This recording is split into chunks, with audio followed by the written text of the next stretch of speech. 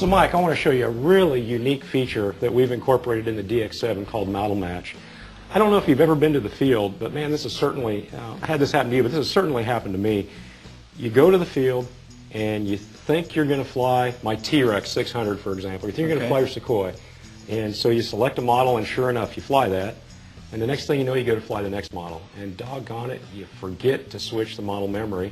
And you end up, you know, at best case, you catch it. You know, before you start your engine, you say, oh man, this isn't working right, and boom, you catch the wrong one. But I'll tell you, I've had personal experiences where I've actually got the airplane or aircraft off the ground and then realize my ailerons are reversed or something's messed up. So I don't know if that's ever happened to you, but man, that has been a disastrous thing that's happened to me. Well, the DX7 incorporates a unique patented feature called ModelMatch that will absolutely prevent that from happening. I'd like to show you how it works.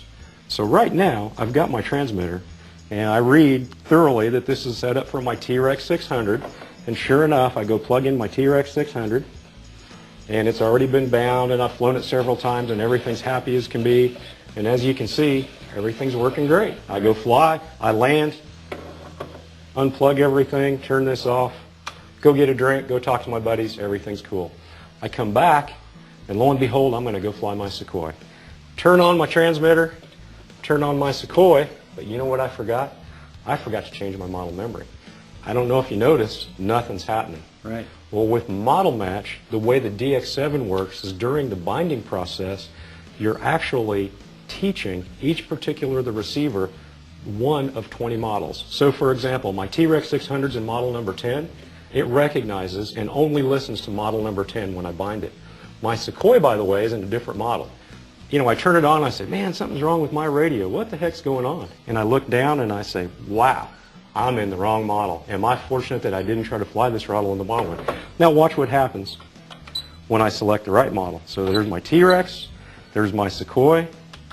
I click it on, transmitter scanning, looking for 2 channels, boom. Now I can go fly my Sequoia. That's pretty cool, isn't it? That's awesome. That feature absolutely prevents you from flying the wrong model or the right model in the wrong model memory.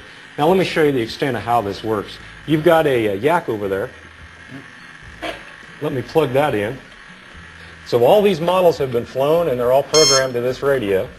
You hear the beep of the speed controller. I'll plug this in. We know that that works. I'll show you how well this ModelMatch function works. We got the Sequoia, and sure enough, it says a Sequoia on the screen. Well, I'm going to turn the radio off.